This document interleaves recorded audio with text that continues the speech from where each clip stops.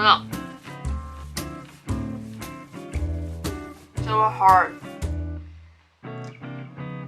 to storytell and eat at the same time. But I'll get it.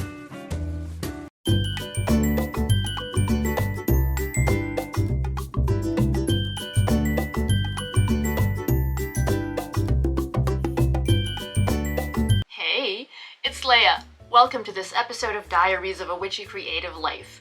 In this video, I would like to invite you to join me. Let's have something to eat. What do we have here? Let me take everything out. So this is gonna be a chatty video, but please grab your meal too, or a snack or a beverage, if it so pleases you, and join me. All right, let me show you what I have. This is for you foodies out there. And even if you don't eat with me, you might wanna stick around for the chat, which is how I started reading tarot. If you're new here, there's a lot of tarot videos on this channel. It's tarot for self-awareness and healing, not your old school fortune-telling style tarot. So we got our sauces. We got the queso. These are nachos with vegan chorizo.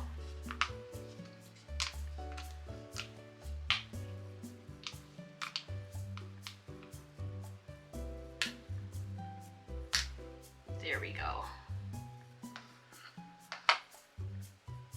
And I also have apple fruscato. If you watched my very first mukbang on this channel, which was just last week, we had blueberry wine. So it's apple this time. I mentioned then that I don't drink. Well, now I sort of sip. Because Josh, who's my significant other, who was in that other mukbang video, introduced me to honey mead and these fruit wines. He wasn't even really sure about the fruit wines. He also just recently tried them and they're pretty good, so yeah. I sip a little bit now, every now and then. The apple one is bubbly and that's part of the reason I like it. Other than it doesn't even really taste like traditional wine. Alright, so even though this is the second mukbang that I'm doing, I'm still not really used to this.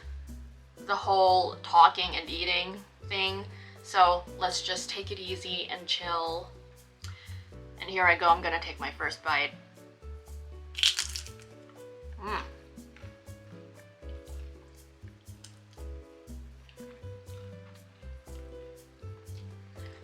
I'm double dipping because it's just me who's eating this, and even if Josh shares, we share food.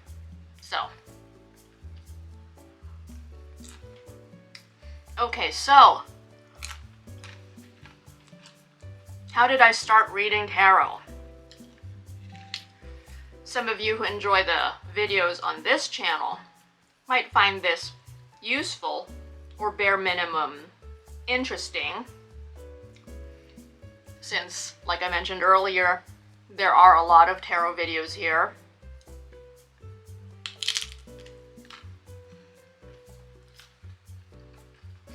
Maybe you might feel inspired in your own tarot practice, or if you have plans to read tarot professionally, you might want to see what you connect with in my story. I was 17, going on 18, when I picked up my first deck of tarot cards. I am now 43 going on 44. So that was a while back. And since I picked up that first deck, I never stopped.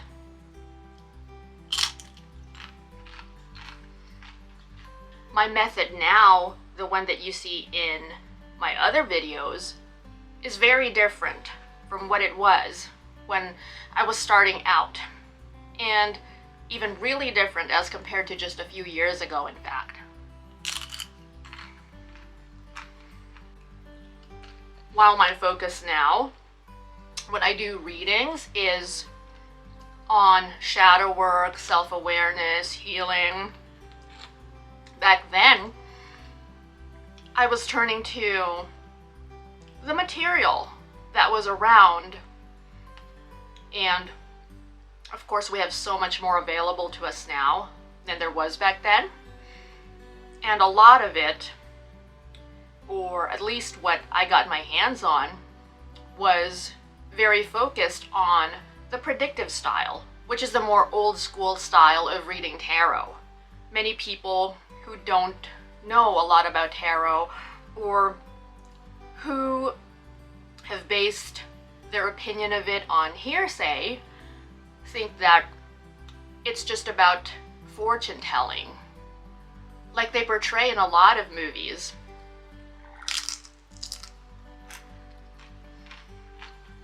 But as we know now, there are actually many, many other uses of tarot. I come from a family, and by family I mean my immediate family. I'm not talking about aunts, uncles, etc. I mean my mom, my dad, and my siblings. I come from a family who is open to this.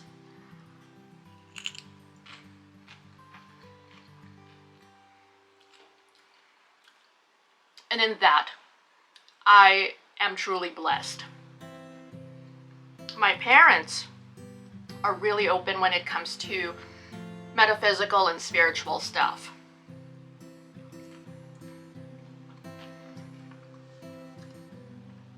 Considering that both my mom and dad, they come from families that feel very strongly about their own religious beliefs, I am so glad that my mom and dad allowed me to explore my curiosity when it came to anything paranormal even. Some of you might already know this, as I mentioned it in one of my earlier videos. I co-founded a paranormal society, which was at the same time actually that I started reading the cards. I co-founded a paranormal society with a friend of mine back then at my university. So as you can guess, I am into a lot of what might be labeled strange things, macabre, dark, and it was always because I was interested as well in the healing aspect of all this.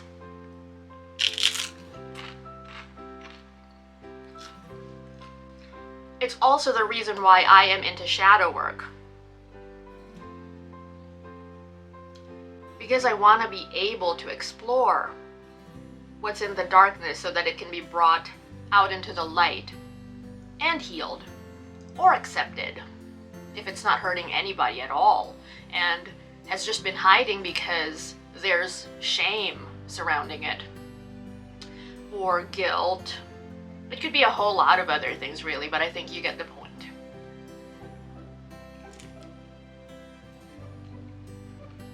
So even as a child, before I started reading tarot, I was already reading books about mysterious subjects, unsolved mysteries,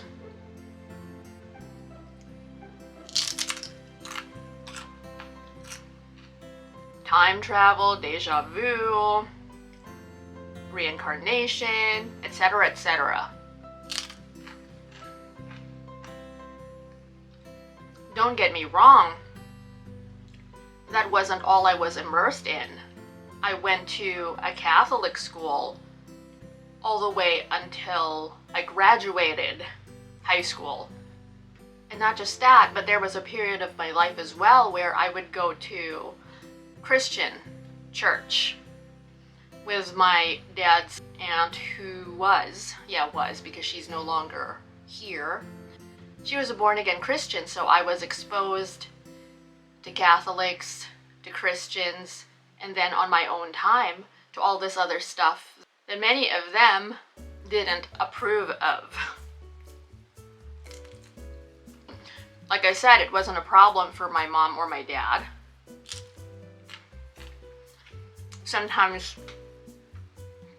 they would share what our relatives were telling them about what I did,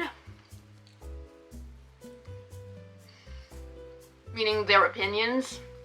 Like once I started reading tarot, so it was out in the open that I'm into quote-unquote strange stuff. But those were other people's opinions, not my mom's or my dad's. My mom and dad were not church-going people. So they did believe in doing right. And I think that both of them still believe in God to this day. But it's not the sort of belief where they talk about it all the time. In other words, they're not religious people.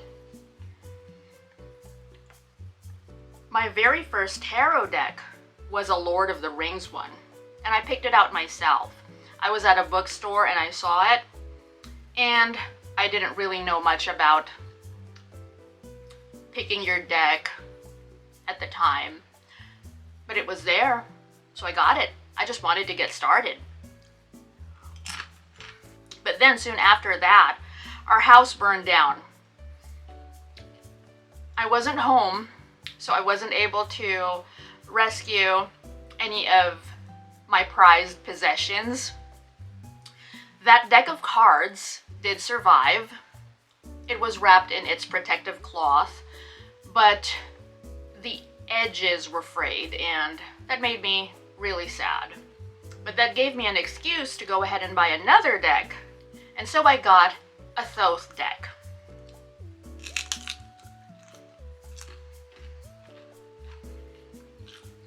Okay, so I was in college at the time, and I was starting to read friends and acquaintances. Someone I met who became a very good friend of mine happened to be reading the cards too. He had the Osho Zen deck. When we got to talking about the decks that we had, I fell in love with the Osho Zen. He really liked the Thoth, so we traded. I very gladly gave my new friend my brand new Thoth deck in exchange for a pack of beat up Osho Zen tarot cards. I didn't care. I resonated with them. That was my first experience of a deck speaking to me, because I didn't feel it with a Thoth. With a Thoth, it was more like I'm learning, it feels methodical, and I thought that it was probably because I was still so new to the whole process. But no, the Osho Zen deck spoke to me.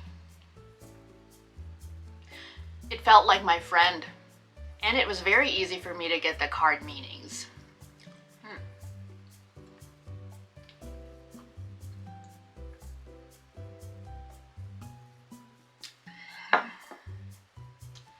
And once I had the Osho Zen deck in my hands, my tarot reading really took off. It wasn't even that long since I started, really. It was a few months, I think. But it really took off. And by really took off, what I mean is I was in the flow. A lot of people were coming to me for readings immediately. That's pretty much how my professional practice started too, by word of mouth. And I just kept going with it. The internet was not as popular back then as it is today. So yeah, it was through word of mouth.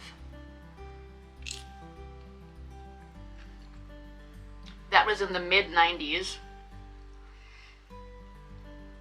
I was really enjoying it, but I noticed that I was getting burned out.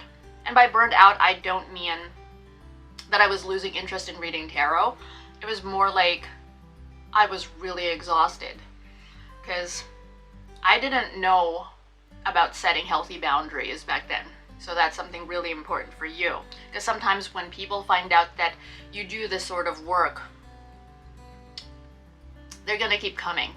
And whether you charge or not, if you don't set boundaries, then you're just reading all the time, basically. It has been quite a journey.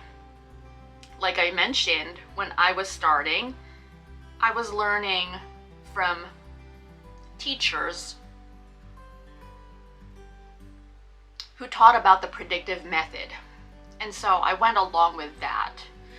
And part of the reason why I don't read predictively, well, for the most part, because sometimes there is something that comes up that I feel like I need to share, or it's important for me to share, but for the most part, I don't read in a predictive style. It wasn't really resonating with me. Just to be doing it as a whole, I mean, like to be doing each reading in a predictive style. Like I said, every now and then I will throw some predictive factors in there too. Nothing scary, but more along the lines of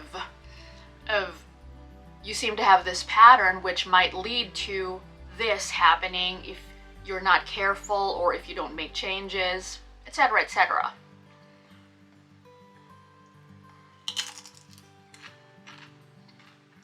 And yeah, I have mad respect for those who are very good at doing predictive readings. I have met those who have a genuine gift. They know things that only you know. When they use their gifts to help people. But I have also met the opposite of that. And I understand only too well why some people are wary of those who read tarot or are into anything spiritual. Some people want something that they consider tangible. And it's true, in any field, there are many of what we could call snake oil salespeople, and you don't really know whom to trust. So I get that. But yeah, if what you're most interested in is the story of how I started and got rolling, I read books, I got my feet wet immediately, telling people that I'm a beginner, just so they know, just so they don't take it so seriously, but at the same time, they have food for thought if there's anything that truly speaks to them or stands out to them. And it went really well. I'm a multi-passionate person, so you can just imagine how difficult it has been to have a bunch of different interests. And in my younger years, to feel like I have to choose something.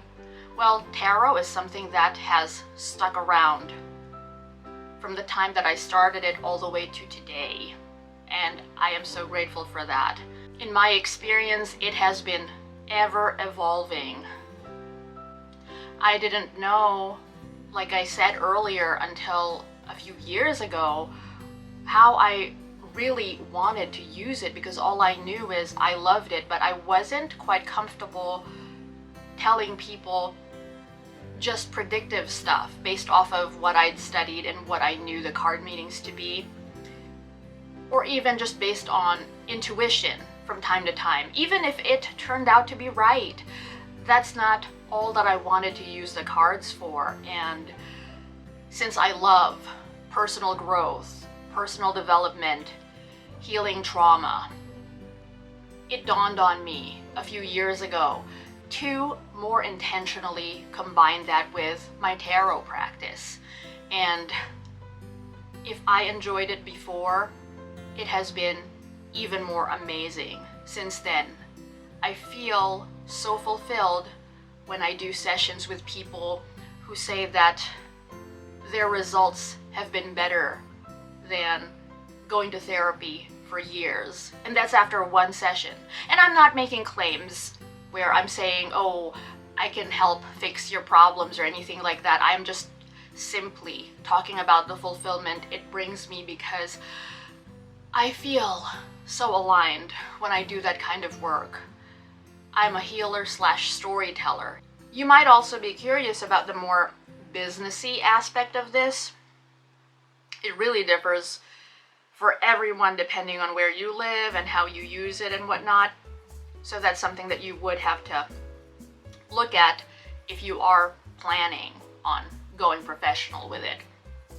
I think that what I've shared in this video isn't a really in-depth version of the story, but again, I'm eating and balancing that out with storytelling.